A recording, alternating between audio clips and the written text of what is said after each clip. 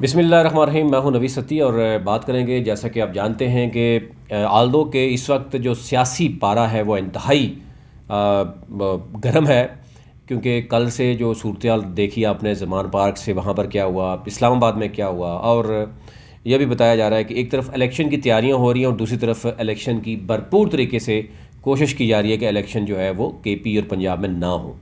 लेकिन election commission ने, आपने देखा होगा कि सदर पाकिस्तान ने तारीख दी और उसमें बाकायदा तौर पर जो है वो अब डेट भी दे दी और अब कागजात नामजदगी की बात भी आ रही है, यानी मुकम्मल शेड्यूल भी इलेक्शन कमीशन ने जारी कर दिया। उसके बाद से अब ज़ाहिर PMLN और पीपल्स पार्टी PTI जो है वो आमने सामने हैं। सियासी गहमा गहमी काफ़ी हद तक टिकट्स के मामले में जो है वो गेम चल रही है। अब ये भी उसमें देखा गया कि जो इवन PTI के लोग जेल बरो तहरीक में, कहा जा रहा है कि वो भी बहुत से टिकट होल्डर्स ने जेल बरो तहरीक में शामिल हुए। नून लीग, जो मुस्लिम लीग नून है, स्पेशली अगर हम मरीम नवाज़ की बात करें तो वो अभी तक पंजाब में हैं, भरपूर कंपेन जो है वो कर रही हैं।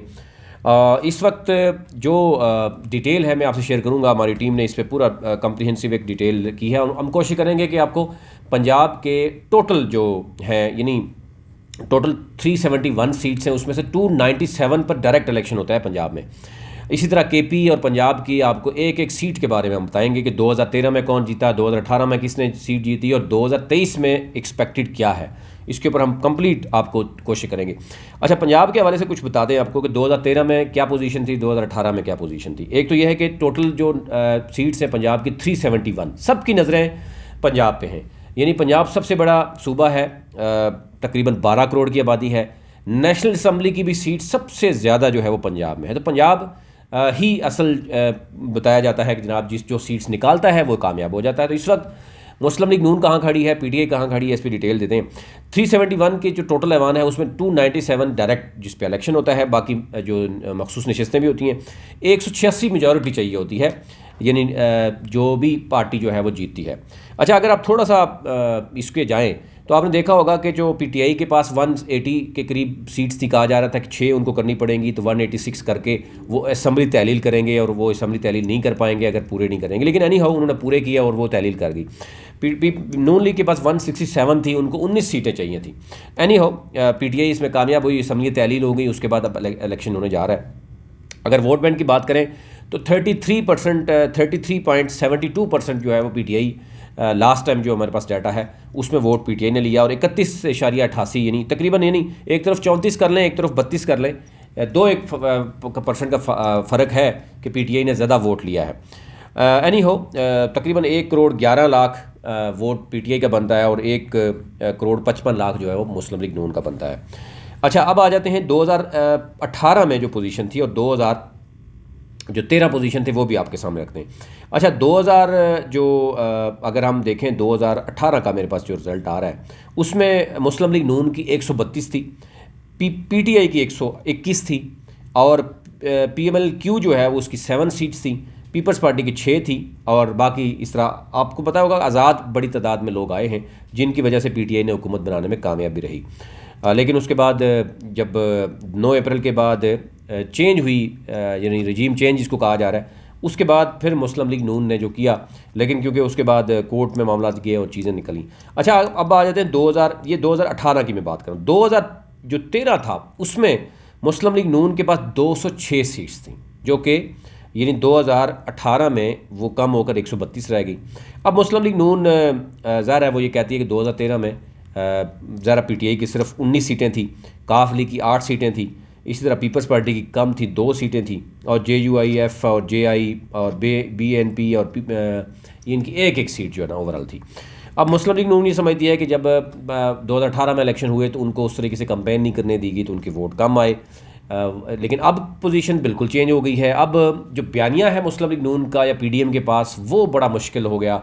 इस वक्त जो भी ज़िमनी इलेक्शन हुए जब से हुकूमत में आए हैं, पहले PTI की हुकूमत थी तो ज़िमनी इलेक्शन में वो हार रही थी, लेकिन इतनी बदतरीन शिकस्त नहीं हो रही थी जिस तरीके से PDM जब इक़्तिदार में आई है। 20 में से 15 सीटें जो है वो PTI जीत गई, फिर इमरान खान ख़ुद लड़े, 9 में से 7 सीटें वो जीत गए। अभी आपने देखा होगा कि जौनपुर जो है वहाँ पर PTI जीत गई 93 मेरे ख्याल से वोट लेकर, और मुस्लिम लीग पीपल्स पार्टी मिला के भी वोट वो इतने नहीं बन पा रहे। एनी हो ये वो अच्छा, कुछ बड़े इस वक्त जो टारगेट है वो पंजाब है, क्योंकि टारगेट पंजाब है, जबकि यानी पंजाब की अगर 297 सीट्स पर एमपीए की सीट्स है, इसी से अंदाज़ा करें तो दूसरी तरफ जो है 148 यानी जो 141 है नेशनल असम्बली की सीट्स। तो आप अंदाज़ा करें कि जब आपको टोटली 180 के करीब चाहिए हूँ, 187 चाहिए हूँ, तो अगर 140 अगर पंजाब में ही फोकस करके आप नेशनल असम्बली की भी निकाल सकते हैं, तो फिर ये फोकस तो बहुत गहरा फोकस है।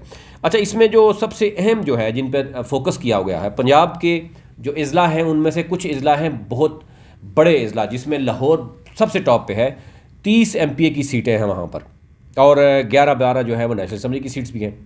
पहले आप क्योंकि अभी केपी बात हो रही है पीपल्स पंजाब प्रोविंस की, तो पीपी की जो सीट्स हैं वहाँ पर 30 हैं।